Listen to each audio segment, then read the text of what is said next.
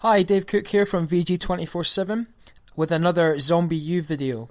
I just couldn't stay away from this one actually because in my last video, which you can check out on the site now, I ended it just before going into Buckingham Palace.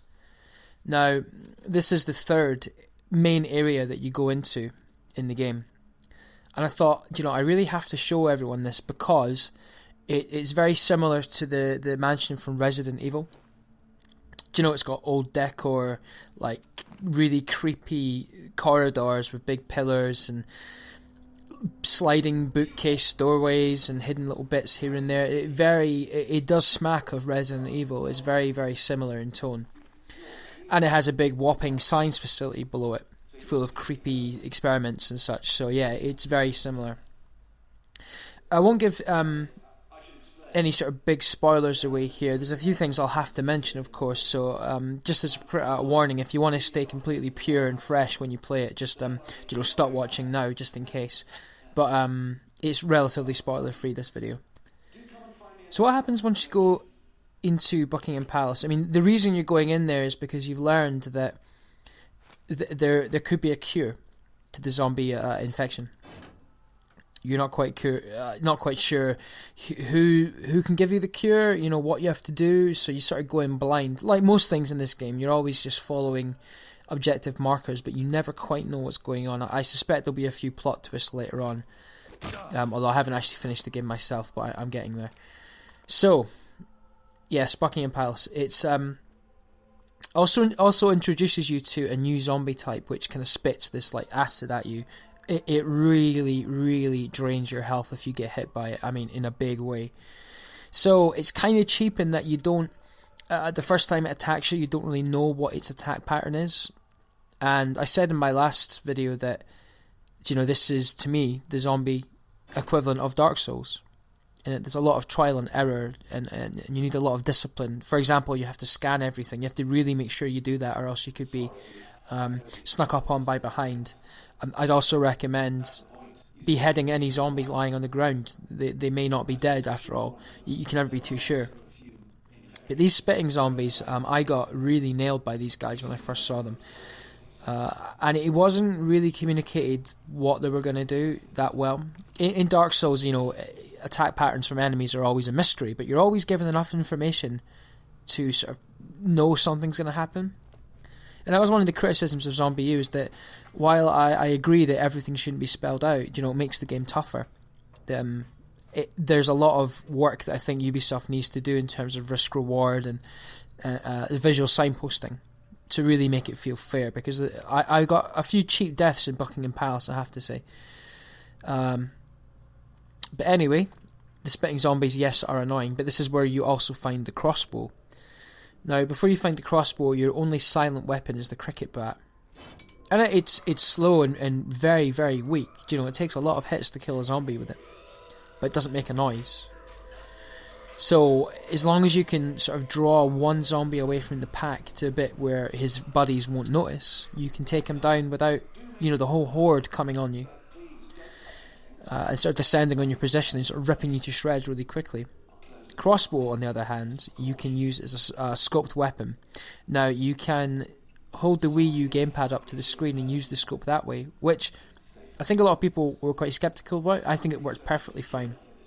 And my reasoning for that is, in most first-person games, when you have say a sniper rifle or something like that, the guy holding the sniper rifle, his shaky hands are emulated on the screen, and you have to sort of tap the left stick in to hold your breath. Doesn't happen in this game because the wobble, the sort of shaking hands are your own shaking hands. It's up to you to really line up that shot and steady yourself without the need for taking in a big breath or pressing multiple button combinations to do it. It actually is really intuitive once you get used to it. And I think it's hard to convince people of that fact until you actually play it for yourself. But yeah, the crossbow's great. Also, you can pick up your arrow and just take it back, which I'd also recommend, because in this game you only get 10 inventory slots, so you don't want to be cluttering up your space with lots of arrows. So you can go over to the zombie you've just killed, take out the arrow and keep it again. So anyway, this is where you basically speak to this doctor. Again, I won't spoil too much, but you speak to this doctor, and he knows that a cure to the infection is possible, but he needs you to go up to the Royal Library to find books that contain notes, and the notes will help him synthesize a cure. One other thing you get from helping this guy is you get these little syringes full of... It's not like an antidote, you can't cure yourself with it, but it does kill infected in one hit. And if you get grabbed, if a zombie grabs you with its hands, normally that's a game over, unless you have syringes at handy. It's kind of like a last chance, kind of last stand kind of thing. You can stab the zombie with a syringe and inject it, and it kills it in one hit. If you don't have that, however, you get wrestled to the floor and you die instantly. It's really annoying the first time it happens, but again, I guarantee once it happens once, you will never make the mistake again, because you could lose your whole backpack as a result, so you got to be careful. So, as I said, it's a very creepy place. There's a lot of hiding spots for zombies, so again, use your scanner here if you can. And yeah, I mean, this is where the game really gets like Silent Hill for me, because in Silent Hill, the audio track, the music, could be something as simple as like the sound of grinding metal, these mechanical sort of raw sounds. And the soundtrack in Buckingham Palace here is fantastic. Also, it doesn't help that the scientist downstairs is piping in this really eerie classical music throughout the hallways.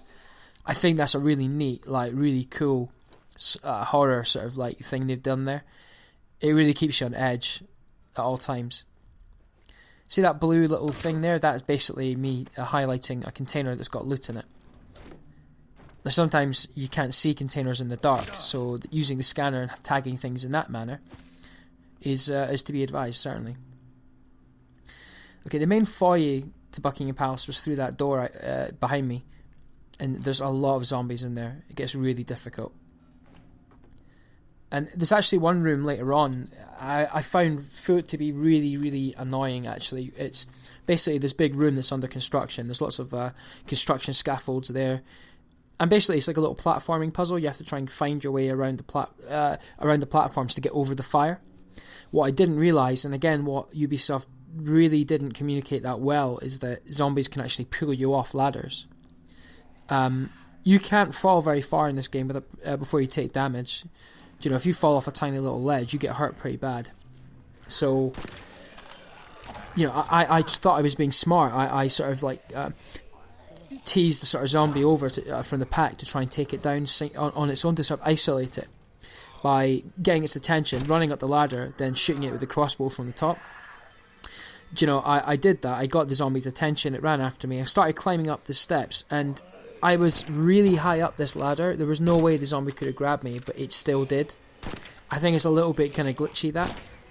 It killed me as well, so yeah, never try and go up or down a ladder and there's a zombie nearby, because they'll either push you off if they're behind it or pull you down if they're in front of it. Just don't do it, basically. So I shot my carbine rifle there, and that makes a big racket, so I hit this zombie's heard the noise and it's coming after me. Again, noise is a really big deal in this game. You have to be very aware of the sound you're making. And what's better than... In fact, most games that use sound as a mechanic have some sort of meter, like that sort of tells you how much sound you're making. You don't get that luxury in this game. You just have to be very smart. You have to just be aware of what makes a noise. You can get like the odd landmine or grenade. I mean, they're very rare. This isn't a shooter by any means, even though it has shooting elements, as you can see. But if you set off a mine, sure, you might kill 3 or 4 zombies at once, but maybe you didn't realise there's another 10 round the next corner who heard the noise and are now running after you. You just have to be so clever. So yeah, looting zombies is a really good way of finding bonus items, but again, it's quite, resources are scarce, and many zombies don't have loot on them. So what you can do when you use the scanner, when you scan a corpse or like maybe a container, it'll tell you if there's loot inside it or not. And the blue ones again are containers or items, and the red ones are infected or wildlife. I said in my last video that your scanner often gets confused between wildlife and zombies, so you never quite know what's out to kill you and what's just a harmless, like a little rat running around or something. So you have to be careful. Okay, so like I say, you can hit zombies when they're down just in case they're alive. That one isn't, obviously. You can tell because their head comes straight off when you hit them. Oh, that's interesting, actually. Those little planks of wood that I just picked up there, I never mentioned this in my last video, but some doors can be bolted shut. So what you can do is you can pick up a stack of wood, like planks, and that takes up one space in your backpack. So you can run through a door, and if prompted, you can choose to nail it shut. That takes time and a little bit of effort on the gamepad, so only use it when the zombies are quite far behind you. If you use it when they're close, they'll just kick open the door and get you. You got to be very careful what you do. But also, you have to be careful coming back. So say you run into a room and you nail the door shut behind you, and then you realise, oh no, it's a room full of like 8 zombies or something. When you try to run back, you're going to have to prise the nails off the door, and that takes time as well. You have to tap the gamepad to remove the planks. So while you're doing that, you could also be killed. Everything has to be thought through. You have to be very methodical when doing things like this. So here's the main foyer again, going up the stairs. And this area doesn't get any easier. It certainly gets harder as it goes. There's more, it sort of branches out, all these different hidden passages and places where zombies can hide. And actually, another thing I didn't mention in my first video is that this is technically like an open world game in that you're sort of free to roam around the sort of many corridors and the maze-like areas, but it isn't strictly open world like Skyrim. Like you're always kind of bound by your objective. In Skyrim, you could basically walk across the whole map at once. You can't do that in this. Many doors require objectives to be completed first, or you have to find fast travel stations, or just when the story allows, really. But that's not to say it's restrictive. I mean, there is a bit of corridor exploration going on. It's not quite as held by the hand as something like Call of Duty, which to its benefit really gets set pieces done quite well. But I think this is a different kind of corridor. It's full of darkness. You can't really see where you're going, and exploration is rewarded by extra loot and stuff. But again, the risk reward is very good, because while you go off the beaten path and you might find some secret rooms, there's always going to be zombies between you, so you have to sort of fight to really get the bonus extras and such. And I guess like another neat thing is that if you're really thorough in your searching, if you really go off the beaten track, you can find weapon upgrades, and these do things like increase bullet spread, decrease reload time, increase damage, and these can be applied to most weapons apart from the cricket bat, of course. So by the end of the game, yes, you may have a very powerful arsenal on you, but again, it comes at a price. It makes a loud noise. And one thing I will recommend though is if you find ammo upgrade, sort of magazine size upgrades, definitely use them on the weapon you use the most. I know that sounds obvious, but if you think about it, if you hold more bullets in your gun's magazine, that means you don't have to clutter up your backpack with extra rounds. Very, very common sense, but again, you need to sort of really think these things through to get the best out of this game. And level, there you go, it says level up there. Weapons level up the more you use them, but that resets every time you die.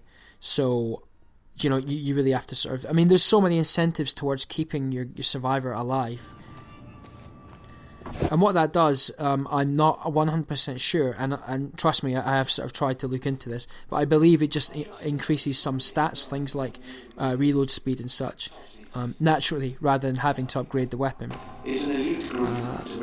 But yeah, I again really recommend this game. I think it's fantastic. I've seen a lot of mixed reviews because yes, I agree that it can do some things a lot better. Like I say, signposting is not too great. This sort of visual feedback you get to try and help you overcome challenges isn't that great.